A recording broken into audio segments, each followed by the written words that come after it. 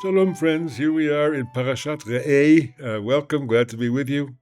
Today, I want to talk in Parashat Re'eh about the process of change in Judaism. I began mentioning a little bit of this in Parashat Dvarim, talking about how Dvarim really is the beginning of Judaism. But here in Re'eh, we see the major changes that took place within the biblical period. I'll mention three of them quickly and then move on to our process. First, Ki yarchiv Hashem et gvulcha, when God expands your borders, and some of you live very far away from the temple, you are allowed to take your domestic animals and slaughter them and eat them as long as you hide the blood. You do not have to bring every animal, every domestic animal, for sacrifice, as you did in the book of Yikra when there was only a machaneh. Everybody lived in the camp. But here we are spread out, we are far from the temple, so yes, eating of domestic animals is permitted. Second, Shemitah, the laws of Shemitah, the laws of the sabbatical year in Vayikra were all about agriculture, were all about the farm.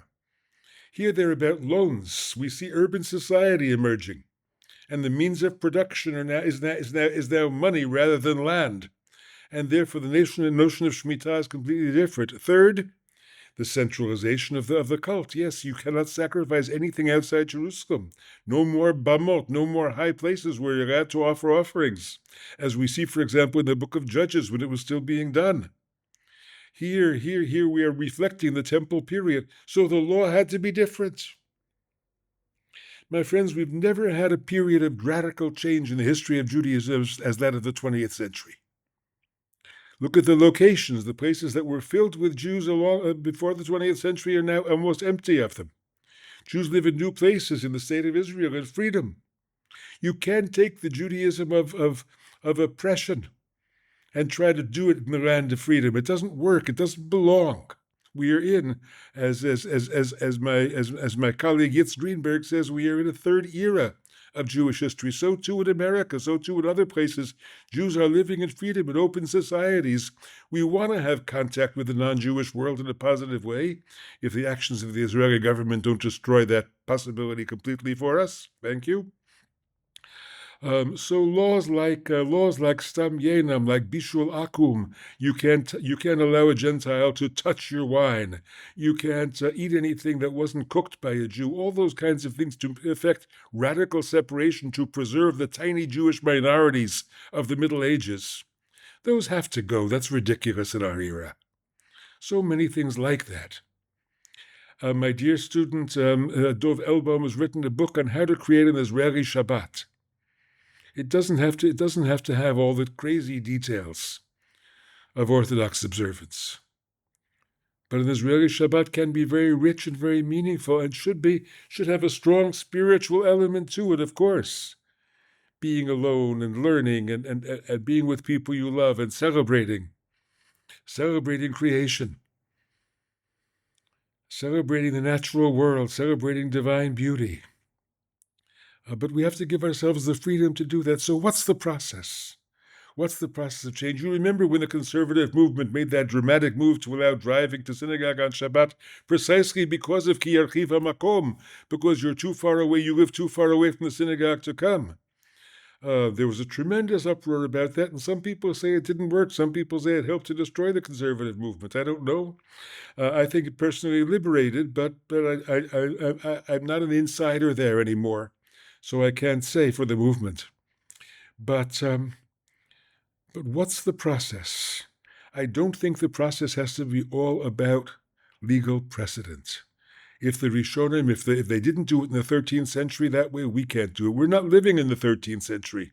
And that is a factor that has to be open and clear and not something to hide and run from. The whole process of how the decisions are made in the halakhic world, including the conservative halakhic world, does not please me. I'm not part of it. I think we have to go back and ask that question about halakha itself. What is it? Is it legal? Is it a legal system? You know, if you call halakha Jewish law, I get off the train. If you call halakha something derived from halicha el HaKadosh Baruch Hu, walking toward God and finding a path to walk toward God, I'm all with you. So I don't see it as a legal process. I see it as a turning inward to discover, how do I walk toward Hashem? How do I walk toward Hashem? What needs to be my path? And I think every individual has to take responsibility for her own decisions about that, and one's family's decisions. I don't think there's anything wrong with that. I don't think we should give it to a committee of rabbis to decide for us what we do and what we don't do. No, I think being a Jew today means taking responsibility for your own spiritual life. And that means taking responsibility for your own praxis, but make it a serious praxis. That's why I'm not a Reformed Jew, because I felt praxis there could not be serious. And why I'm not a conservative Jew, because I felt the game of pretending to be halachic just didn't work. I'm a Jew who loves tradition. And all we have to connect us to it is love. There is no threat, there is no fear, there is no, you gotta do it this way because we're going to fall apart if you don't. All we have is love. Let's understand that. And therefore, let's create a Judaism built on love and built on a deep sense of kavanah. I think the cycle of the year is terribly important, and the mitzvot of the year cycle should be preserved, should be renewed, of course, in their meaning, but preserved in their form. I think Shabbat is the very center of Jewish life. I've written elsewhere about 10 rules for a contemporary Shabbat. Many of you have seen them. They've appeared in several places. I think kashrut needs to be transformed, maybe toward vegetarianism. I think the whole area, the whole section of the Talmud called Seder Nashim has to be rewritten from the top down, because we don't have any 6th century women among us anymore, thank God. And therefore the whole question of kinyan and so on, I think has to be out the window, and we have to largely begin anew, and we should admit that, rather than playing the game of saying, yes, it's all by precedent.